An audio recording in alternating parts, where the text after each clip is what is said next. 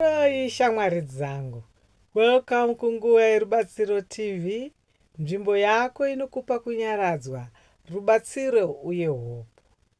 Nhasi tichataura nezve-avoiding emotional burnout uye nzira dzinokubatsira kuchengetedza simba rako repfungwa, kudzivirira kuneta kwemwoyo uye kugara uine balance muupenyu.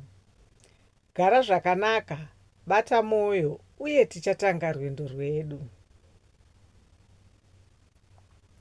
Shamwari dzangu, kuneta kwepfungwa kunouya kana munhu ukaita zvakawandisa, muchitakura mutoro wakasimba, kana muchinzwa sekuti hamuchina zvekupa.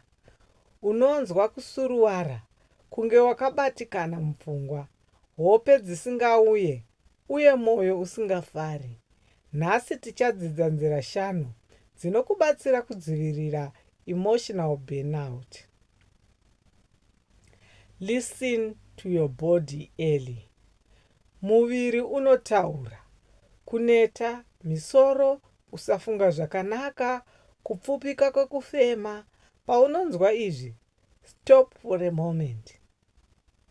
Kuteerera miviri kunokubatsira kudzivirira kuenda far into burnout. Set emotional boundaries. Dzidza kuti kwete ishoko rinoponesa. Usatore mutoro wakaoma usingakwanisi.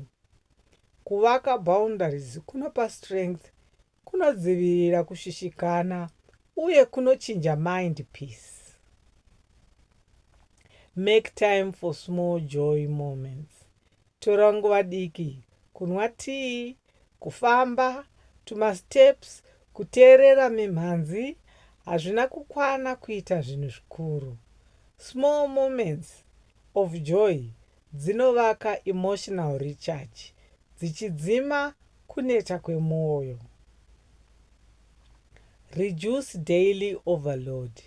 Ronga mabasa. Priority 3 chete pazuva. Zvimwe zvese zvichamira kusvika next day. Kuderedza overload kunobvisa pressure, kunopa freedom uye kunodzivirira burnout. Talk, release and let out heavy emotions. Kudzivirira burnout hakuitwi nekuvharira pfungwa.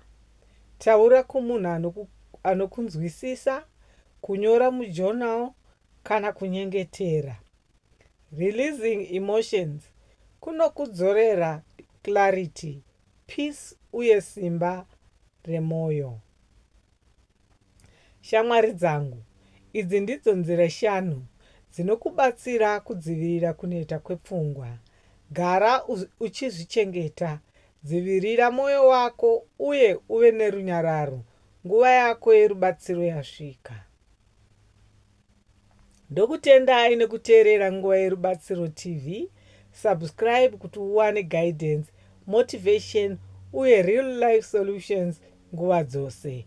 Gara wakasimba uye rangarira pfungwa dzako dzinodzokerera zororo.